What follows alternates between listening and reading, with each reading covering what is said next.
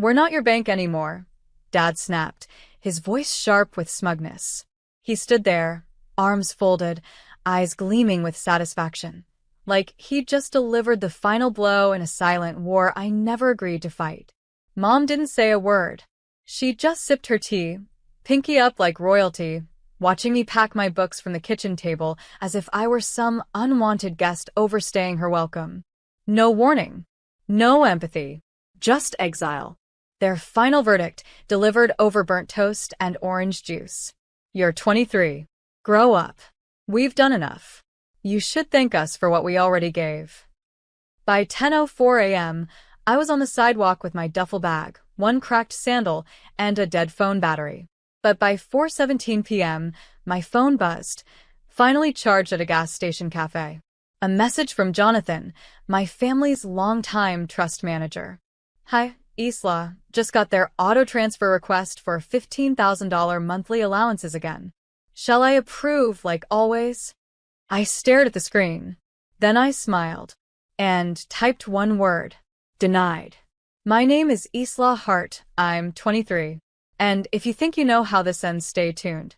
What happens when the ones who raised you forget what you're really worth, and you have the power to remind them? They thought they shut the door on me. They didn't realize I had the keys to every other one in the house. And, trust me, I was just getting started. I didn't sleep that night. Not because I was heartbroken. Because I was calculating. Their words kept looping in my head like static. We're not your bank. You owe us gratitude. We sacrificed so much for you. As if my existence had been some endless invoice they were waiting for me to pay. But here's the part they never knew. The trust wasn't theirs. It was mine. My grandfather, Mom's estranged father, had left everything to me after he passed. Not to them. Not a single cent. They didn't know that when they were cutting off the bank, they were severing their only lifeline. Jonathan had kept it quiet, per Grandpa's legal instructions. I'd receive full access the moment I turned 23. 3 days ago. So when I typed denied, I wasn't just rejecting their allowance. I was flipping the table they'd been eating from for years. I moved into a small apartment downtown the next morning, leased under my name. No roommates. No chaos. Just me for walls and quiet power. By Friday, Mom texted. Isla, darling, your father's heart meds are out of stock at the usual pharmacy. Could you please? She didn't finish the sentence. Didn't have to. They'd grown so used to me funding their every comfort, they forgot I had limits. Or maybe they assumed I didn't. I replied with one line. Maybe it's time you grow up. You're 52. Then I turned off my phone. That night, I lit a candle. Not for peace, but for memory. I wouldn't forget the silence that followed. The silence of people realizing their ATM just learned how to say no. By Sunday, they were scrambling. My email pinged like a fire alarm, polite desperation, dressed in punctuation. Subject lines read, Hey, quick question. Family check-in, smiling face with smiling eyes. Just wondering about the mortgage. Mortgage? I nearly laughed. They'd used my trust to refinance their second vacation home. The one with the jacuzzi tub and the live, laugh, love sign nailed to the bathroom wall. Now they wanted my kindness to keep it afloat? I forwarded every email to Jonathan. He knew what to do. No more auto-approvals. No more loopholes. No more lies. And then the cherry on top, I found the spreadsheets. Tucked in an old Dropbox folder Jonathan shared, labeled Historical Transactions, Hart Estate. Line after line. $8,700, Mom's spa retreat. $4,200, Dad's business seminar in Vegas. $19,600, furniture upgrade. $2,100, private school donation in Isla's name. I'd never heard of the place. They used me as a human credit card, all while calling me entitled when I asked for basic support in college, all while lecturing me about financial maturity. So I began drafting a letter, not to them, to every extended relative they still tried to impress. Aunt Carol, Uncle Bennett, Cousin Shelby with the lake house. They'd all get a copy. Not vindictive, just factual, just enlightening. Attached? A polite explanation of why Mom and Dad's social invitations might soon be budget-conscious, and the ledger of every luxury they'd build to their daughter's future. But I wouldn't send it yet. No. Not until they crossed one more line. And trust me, they always do. It happened on a Wednesday. A call from an unknown number. I let it ring out. Seconds later, voicemail. I played it on speaker while brushing my hair. Hi, Isla. It's Pastor Reynolds. I've been asked to officiate your parents' renewal of vows this Sunday. I heard you're covering the reception costs again. That's very generous. My comb froze mid-stroke. Reception costs? Again? I opened my banking app. Nothing touched. Then I logged into the trust backend. There it was, a pending invoice. $11,500, catering deposit, heart vow renewal. Approved by Dad. 2 days after his "we're not your bank" speech. I stared at the screen in disbelief. Then I laughed. The kind of laugh that doesn't reach your chest, just lives in your throat like static. He had the audacity to call me entitled, while sliding his old fingers across digital funds that weren't his. Jonathan had flagged the transaction, waiting on my green light. I clicked reject. Then, on impulse, I emailed Pastor Reynolds. Dear Pastor, there must have been a misunderstanding. I won't be attending the vow renewal, nor am I funding the event. Wishing them a meaningful celebration nonetheless. Regards, Isla Hart. 2 hours later, my phone buzzed. Mom, why would you embarrass us like this? Do you know how this makes us look? Family will talk, Isla. I stared at her words and replied. Then give them something worth talking about. I could feel the air shift. Something had cracked. Not just in them, but in me. This wasn't rebellion anymore. It was reclamation. Thursday morning brought silence. No texts. No calls. No digital tantrums. Just silence. Which, from my parents, was its own kind of war drum. I went for a walk, trying to shake off the tension. But halfway through the park, my phone buzzed again. Jonathan. Hey, Isla, just got a notice from the family attorney. Your parents filed a formal request to restructure the trust.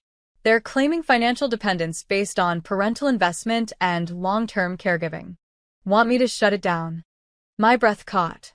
They weren't just asking for money anymore. They were trying to rewrite history, reframe it like they raised me alone.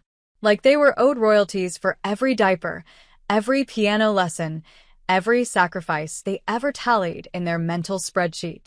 It was laughable, except it wasn't, because this wasn't about money. It was about control, and losing it was making them desperate. I told Jonathan to proceed legally, full audit, statement of distributions, timeline of inheritance access.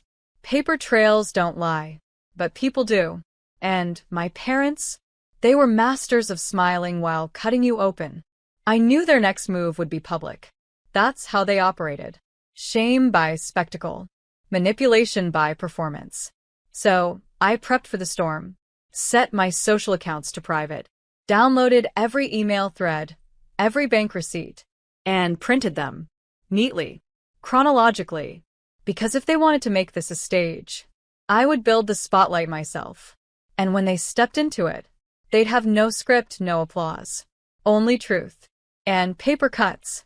Sunday arrived. Their vow renewal, the performance of the year. I didn't attend, of course. But I watched the live stream. Yes, they live streamed it. Mom in a champagne-colored gown. Dad in a smug little tuxedo, adjusting his cufflinks like a man who still believed he ran the show. I watched cousins clap, friends post stories, and old family friends comment. Such a beautiful example of commitment. Love always wins. They had no idea the caterer canceled last minute, or that the floral vendor sued for a bounce check, or that the reception venue was locked when the guests arrived. Because I had cut the pipeline. They couldn't siphon gold from a well they publicly disowned, but they tried to hide the collapse, grinned through it, sipped sparkling cider like it was champagne, made do. Until Monday. Until I sent the letter. Printed. Bound. Mailed. To everyone in that audience. Inside, a calm, Respectfully worded statement explaining my withdrawal from family financial entanglements. No bitterness. No drama. Just facts. Bank statements. Screenshots. Emails. Receipts. And at the end, a personal note. Love doesn't demand repayment. Manipulation does. I've chosen to walk away from both. By Tuesday, the family group chat exploded. Cousin Shelby texted. They said you were unstable. But this is precision. Uncle Bennett called me, just to say, you did the right thing, sweetheart. And then Mom called, 12 times. But I didn't answer. Not yet. I was letting the silence teach her what my words never could.